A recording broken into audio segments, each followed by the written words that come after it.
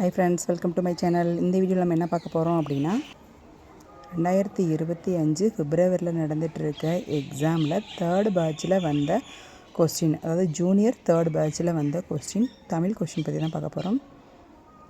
நீங்கள் பார்த்துட்ருக்குது Tamil junior question. இது Tamil second paper question. Third பேட்சில் வந்தது 3க்கு 2 சென்டராக இருக்குது.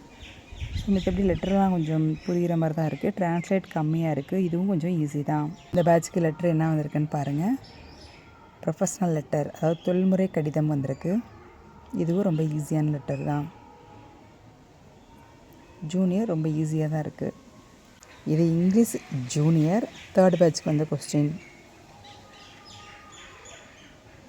இதில் நம்பர்ஸ்லாம் வந்திருக்கு. கொஞ்சம் நம்பர்ஸ்லாம் நம்ம அடிக்கிறதுனால கொஞ்சம் டைம் எடுத்து அடிச்சிருக்க மாதிரி தான் இருக்குது.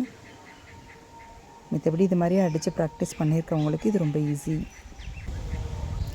இந்த கொஷின் 2க்கு 1 சென்டர் கொடுத்துருக்காங்க. மற்றபடி கொஞ்சம் ரொம்ப ஈஸியாக தான் இருக்குது. ட்ரான்ஸ்லேட்டுமே ரொம்ப கம்மி தான். ஸோ இதுலேயுமே ஃபுல் மார்க் எடுக்க நிறைய வாய்ப்பு இருக்குது. இங்கிலீஷ் ஜூனியருக்கு தேர்ட் பேட்சில் வந்த லெட்டர் பார்த்திங்கன்னா சர்க்குலர் லெட்டர் கொடுத்துருக்காங்க. சர்க்குலர் லெட்டர் அப்படிங்கிறது நம்ம லாஸ்ட்டாக நம்ம ட்ரைனிங் எடுத்துக்கிட்ட ஒரு லெட்டர். இது நல்லா புரிஞ்சு அடித்தவங்க கண்டிப்பாக நல்லா மார்க் எடுத்துருக்கலாம்.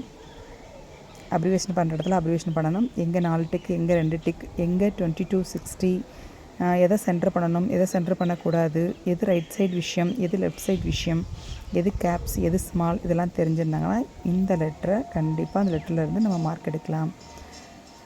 ஓகே ஃப்ரெண்ட்ஸ், நெக்ஸ்ட்டு வீடியோவில் சீனியர் ஃபஸ்ட் பேட்ச் குறிய கொஷின் பற்றி பார்க்கலாம். தேங்க்யூ.